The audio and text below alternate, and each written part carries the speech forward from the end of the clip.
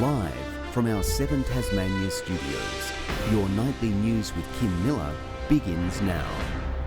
Good evening. An escalating war of words between Jeremy Rockliff and the Jackie Lambie network has reached a new peak, with the senator questioning his integrity. It follows revelations of a website imitating her parties as the Liberal leader continued to call foul on the Lambie network's policy platform. Fed up with what she calls grubby attacks, Jackie Lambie has a message for the Liberals. If their policies are so good, how can you possibly have time to attack and you are not selling your policies? But let's see what your values are. Why don't you put them out there and brag about them? Because right now you have no values. They have absolutely none. Prompted by a lookalike Lambie website put up by the Liberals and slamming a lack of firm policies. This is the Jeremy Rockliff that promised integrity right from the beginning, and I'll tell you what, we haven't seen much of it, Jeremy. Haven't seen much of it at all. Jeremy Rockliff taking issue with a supposedly anti-salmon stance. When you want to look at difference, there's no difference between what Jackie Lambie stands for and what the Greens stand for. Sliding into the debate on childcare, the Liberals are offering a fund with scholarships for training and incentives to work in hard-to-staff areas. Because the earlier we can engage our young people and our children in learning, the healthier they will be. Child and family learning centres have been scoring goals. The Liberals will build 4 more. In Smithton and Longford, Scottsdale and Huonville. Spruiking a plan to help get 1,500 homes off the ground in Brighton, Rebecca White's dismissing criticism her stadium stance is shifting, saying she's been consistent. It's not the right priority now. If in the future we need to look at upgrades to infrastructure to continue to see crowds be able to attend and watch these matches, let's talk about it then as a community. A fight's brewing over the Liberals' quest to ban ambulance ramping. The Nurses Union will hold stop work meetings around the state in the next 2 days to discuss teething issues with the already proposed 60-minute limit on a patient being transferred. A surprise pledge to cut that to 30, only inflaming the situation. Ultimately, patients are ramped because there is no available appropriate safe clinical space. Otherwise, those patients would already be in the emergency department. What we're about is ensuring that we stamp out ramping. Josh Duggan, 7 Tasmania News. A fatal helicopter crash in the state's north 2 years ago was not due to pilot error. An investigation by the Australian Transport Safety Bureau has found the Huey helicopter's main drive shaft failed. Its 41-year-old pilot, who had been water bombing a bushfire at Labrina, was killed on impact. The incident prompting a number of safety advisories in which operators are urged to check before flying. A gunman is still on the run after an alleged firearms incident in Brighton yesterday afternoon. It's understood a white Nissan Patrol was shot at after crashing into a blue motorbike, which has since been seized. Police confirming the patrol's driver has not made a report and those involved are known to each other. Investigators now following a specific line of inquiry to locate them. The community services sector will receive a 12.5% funding increase over the next 4 years if the Liberals are re-elected. It's part of a $50 million package announced by Minister Joe Palmer as the industry reiterates calls for funding to be linked to inflation and wages. We can afford to do this. This is sustainable and it gives strength and it builds resilience. Housing affordability and renters' rights are the sector's big wishes, as they heard from the major parties today. There is no reform in the rent space that is complete and meaningful without action to control rents.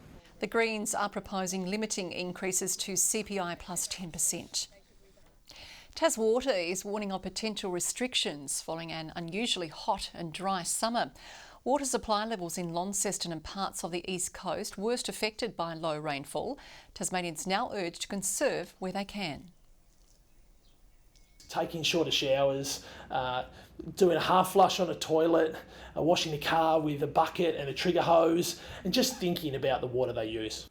The last restrictions were enforced in 2019 and could be reintroduced by April if residents don't help out. Well, diners at a popular Launceston McDonalds have been left shell-shocked after a car ploughed into the store during the breakfast rush. A customer sitting inside and the driver were both hurt when one of the restaurant's massive windows collapsed. It's not the kind of drive-through customers expect. A McDonald's patron making a shocking wrong turn. Yes, it's not usually this exciting. Right. Leanne Smith watched the drama unfold. A lady was coming out of the drive-through and she went to wait in the waiting bay and turned around. She wasn't going very fast. But with enough force to crash through both a concrete bollard and the McCafe window. Almighty crash. That window shattered and just came down. Right onto an unsuspecting customer just beginning his breakfast. The man in his early 30s used his elbow to protect his head before scrambling to safety. His big brekkie burger wasn't so fortunate. Despite it ruining his breakfast and leaving him with scrapes and bruises, the victim told 7 Tasmania News he was glad the window was made of safety glass, which doesn't shatter into dangerous shards. A lucky escape for both driver and customer. Because, damage can be replaced. A not so happy meal. Annie Green, 7 Tasmania News.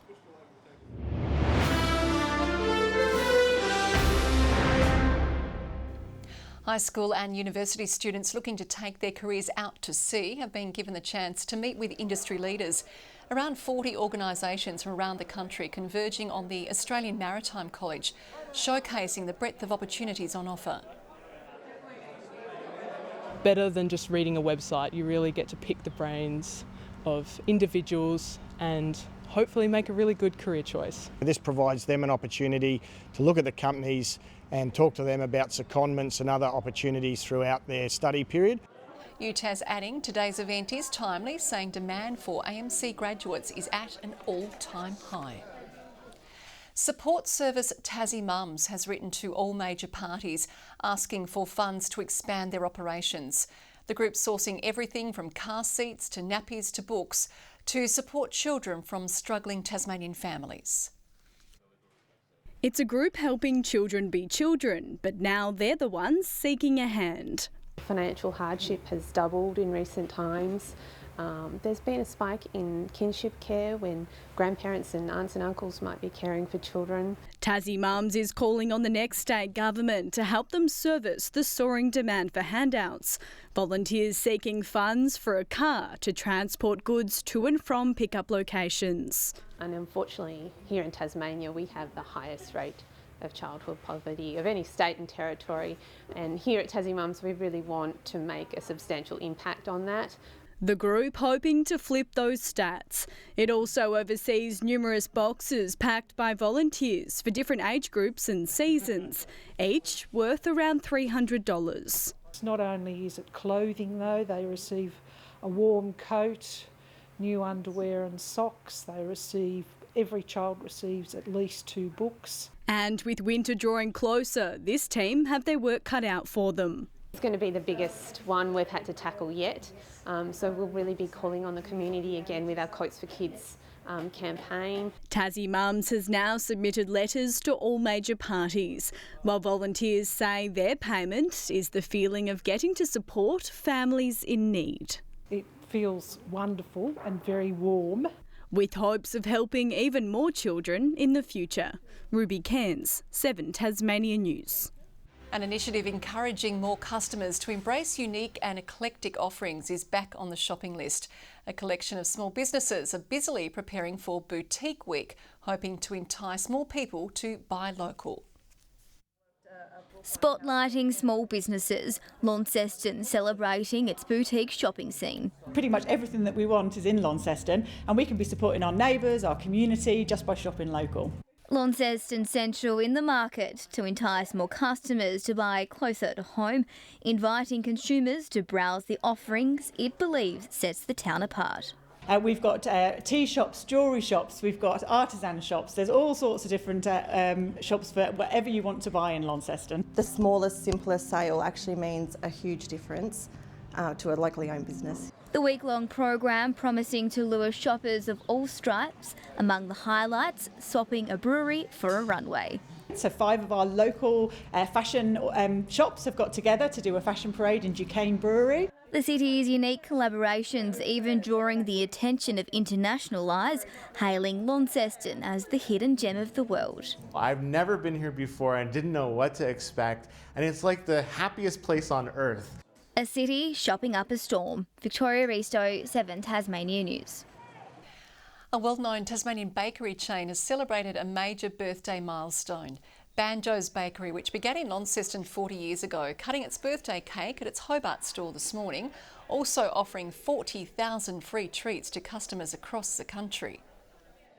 Constantly reinvesting in the business, so making sure that we're evolving and changing with the times, making sure that we're exceeding our customers' expectations.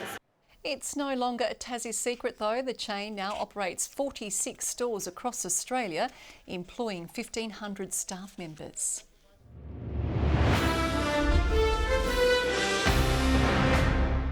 They might have a do-or-die clash ahead of them tonight, but it was suns out, guns out for the Jackies, lapping up some fresh air in Perth after their final video session today. Feeling like they're as prepared as they'll ever be to tame the Wildcats on their home court. Good improvement from game 1 to game 2 in our ball movement and finding open shots. Obviously, Majuk Deng was a huge factor in coming in and giving us a bit of an offensive spark. And coming into game 3, we're also looking forward to having Marcus Lee chip in and protect the rim for us. 3 hours from tip-off, the victors will play the winner of tonight's other decider between Melbourne United and the Hawks. We're about a fortnight away from the final TSL season and every club wants to be the last to lift the trophy. While September will be the end of an era, there's a sense of excitement about what lies ahead. In a group photo to launch the new season, the reigning premiers are keeping a tight grip on the silverware. Everyone got that taste of it last year, what it felt like, and it's an addictive feeling and you want to be there and put yourself in the best chance of doing that again. So, opting to stick with the winning formula. There won't be too many changes in our game style. Couple little tweaks here and there, but we're pretty self-aware. We know what we're doing. We know what our strengths are. It's a different story for runners-up North Launceston, facing a reshuffle as captain coach Brad Cox-Goodger takes on a new role at a state level. Although the 240-game veteran will still pull on the boots when he can. He's been a key piece of our club for years. Adrian Smith has fitted in seamlessly. He's been around the club for many years as well as an assistant coach. After finishing midfield last year, North Hobart begin their season against the premiers. We've been able to bring some quality guys in, and it's been sort of chalk and cheese this year really, like being able to roll in day 1 of pre-season. The guys know the game plan. Their new skipper was just 2 years old when the club last won the decider. That's the goal, that's where every club wants to get to, but certainly here, as you said, it's been a long time and that's where we want to get to, but the first step to that's to play finals, and obviously we can't win it if we're not in it. With major change afoot next season, there's an air of anticipation amongst the players. Like the young talent's probably, best it's ever been, and we need, probably talking about the AFL team and the VFL team, probably need it to bring back some of the players that have left to the sample and whatnot. Judging by the first 2 days, 324 was always going to be a tall order for the Tigers at Blunston today. Bo Webster seemingly their best hope to grind out victory until being caught for 68. The match ending midway through day 3, lagging 135 runs behind the Redbacks. Full credit has to go to South Australia. I think they bowled terrifically, throughout the whole game, and I think the way that they were able to bat in difficult conditions day 1 is probably the difference in the game in the end. Their hopes of hosting a home final then resting on Victoria beating WA, and those hopes came crashing down a short time ago. Victoria losing their last 4 wickets in 2 overs for 4 runs, which means the Tigers have a trip to the Wacker for the decider. Ulverston's Ryan Smith was best known for his record-breaking 3-point haul a couple of weeks ago. Now it's his 3-pointer in overtime to seal a college championship. That's the talk of the US sports world. Ryan's Charleston Cougars holding off a resurgent Stony Brook. The Tasmanian coming up with 2 huge stops to take the 82-79 victory. He'll now lead the Cougars to their 2nd straight NCAA tournament appearance. And finally, some breaking news. Super Netball's newest franchise will bring a game to Tassie. The Melbourne Mavericks announcing this evening they'll host a Sunday afternoon match against the Sunshine Coast Lightning at MyState Bank Arena in June. Tickets will go on sale very soon. Good evening. Hobart a top of 19 today. Launceston recorded 24, Devonport 22 and Burnie a top of 21 degrees. Ouzau high with 25, King Island and Bushy Park 24, Smithton recorded 23, Friendly Beaches 21, Low Head and St Helens 20, Strawn 19 and Flinders Island 18 degrees. We did have mostly clear conditions due to the position of the high to our west. However, some cloud did develop in the southerly stream over the north and west along with Flinders Island. The monsoon trough has cloud just over into the north of the country. A surface trough has cloud over central WA and lingering moisture brought some cover to South Australia and Victoria. Tomorrow the high continues to track our way as surface trough drops over central Australia along with the seemingly permanent trough over the tropics. Winds tomorrow southwesterly at 15 to 25 knots over the east and south, stronger southerlies up the west coast, 5 to 10 knot winds inland. A strong wind warning has been issued for Storm Bay along for waters from Sandy Cape to Stanley. Into tomorrow we go, and for Hobart a partly cloudy 19, 18 the top for Cygnet, partly cloudy for Norfolk and 20 the top. Launceston a shower or two, 24 the maximum, Devonport 23, Campbelltown partly cloudy and 22. Meanwhile, Burnie can expect 21 degrees with a shower, partly cloudy for Strawn, and 18 the maximum, 24 the high for Smithton. St Helens tomorrow 19, a possible shower. Swansea a top of 19 as well and 20 the high for Fingal. On Friday, fine and partly cloudy with no rain on the horizon. The dry, partly cloudy weather pattern continues into the weekend. Temperatures holding into the 20s and much the same on Sunday too. However, we may see a shower develop over the northeast. Partly cloudy and 31 in Perth tomorrow. Maybe the only wet weather there will be the tears of the Wildcats fans. Adelaide a shower though and 26 degrees. Late showers for Melbourne, Canberra and Sydney. Partly cloudy and 30 in Brisbane. Sunny and 15 in Hobart, 20 in Launceston right now and 18 degrees in Devonport. Yes, go the Jack Jumpers. Not many Tasmanians in Perth tonight, Kim, but I reckon we can still make some noise. You're pretty good at making noise without that. But yeah, go Jackies. That is all we have time for tonight. Good night, everyone.